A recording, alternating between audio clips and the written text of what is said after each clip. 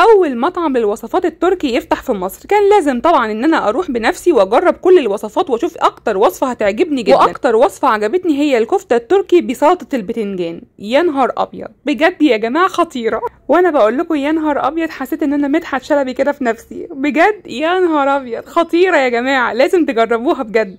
بصوا بقى دلوقتي كده معانا الكبه، هنحط ايه في الكبه؟ فلفل اخضر وفلفل احمر، تمام. وبعد كده هننزل كده ببصلتين كده صغيرين او بصله كبيره على حسب، طبعا انا هعمل نص كيلو من اللحمه. نزلت كده بالبصل وكمان الفلفل، وهنزل كده بنص اللحمه بس تتضرب كده مع الفلفل والبصل. دلوقتي هنزل كمان بمعلقه كده من السماق، هنزل بمعلقه فيها توم باودر وبصل باودر ومرقه فوريه، نص معلقه من القرفه، معلقه كده من الملح تكون ممسوحه شويه يعني ما تكونش عاليه مش هرميه، تمام.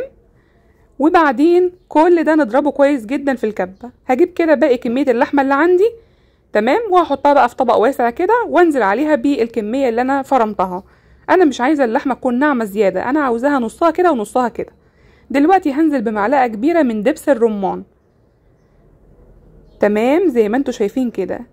نقلب بقى كل الكلام ده مع بعضه. طبعا الوصفه لحد دلوقتي سهله جدا جدا، حتى في تسويتها سهله قوي، كمان في تقديمها حلوه وبسيطه وسهله جدا، وكانت متقدمه لي بنفس الشكل. هجيب بقى طاسه احط فيها زيت او سمنه على حسب ما انت عايزه، واخد كده نص كميه اللحمه اللي معايا، وفي النص هنا هحط جبنه ميكس شيدر على موتزاريلا على اي نوع جبنه انت بتحبيه وبتفضليه.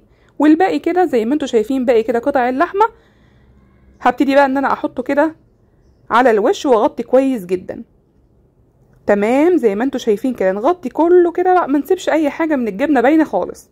ونبتدي بقى نعمل الشكل المتعارف عليه عند التراكوة، ان احنا بنقسمها كده بصوابع ايدينا كده وبنعمل لها الشكل ده. الشكل ده لما سالتهم بيعملوه ليه قالوا لي علشان اللحمه حجمها ما يقلش معاكي، وطبعا عندهم حق جدا. شايفين بقى شكلها عامل ازاي في التسويه؟ بتسويها على نار متوسطه او هاديه خالص وبتغطيها. دلوقتي بقى عندي سلطه البتنجان هعملها، بشويها كده على النار زي ما انتوا شايفين. بحط كده البتنجان يتشوي على النار، وممكن تشويه عادي في الفرن مفيش مشكله على الشبكه. وبعد كده هنحضر بقى الخلطه بتاعته، والخلطه بتاعته مفاجاه وحلوه جدا جدا. يلا بينا بقى نجيب الكبه، وبعد ما قشرنا كده البتنجان اللي شويناه بنحطه في الكبه، وننزل عليه فلفل احمر وفلفل اخضر، وكمان ننزل عليه بصله صغيره، وكمان ننزل عليه بالملح والكمون ومعلقه كركم صغيره، وضروري جدا معلقه الكركم، وكمان معلقتين من الخل، ونضرب كويس جدا. احلى سلطه بتنجان ممكن تعمليها في حياتك بجد، طعمها مع الكفته خطيره. دلوقتي كده بعد ما السلطه بتاعتي اتضربت كويس بنزل عليها تاني بفلفل احمر فلفل اخضر، وكمان بصل متقطع مكعبات صغيره او جوليان على حسب ما انت عايزه، نص ليمونه وشويه زيت.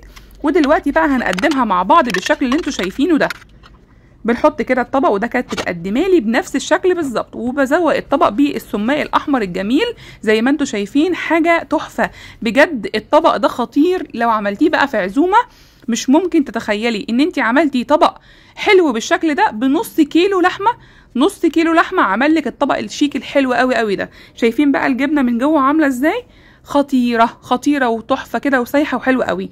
يا رب وصفتي النهارده تكون عجبتك وتكون نالت رضاكي، وتعمليها ان شاء الله وتعزمي عليها كل اصحابك. وكمان لو عجبتك اوعي تنسي ان انت تشيريها مع كل اصحابك، وكمان تعملي اعجاب ومتابعه لصفحه دينا ابو الفتوح على الفيسبوك. وما تنسيش تعرفيني انت بتتابعيني من اي بلد، عشان ده بيفرحني جدا وبيعرفني عليكم. اسيبكم في رعايه الله، مع السلامه.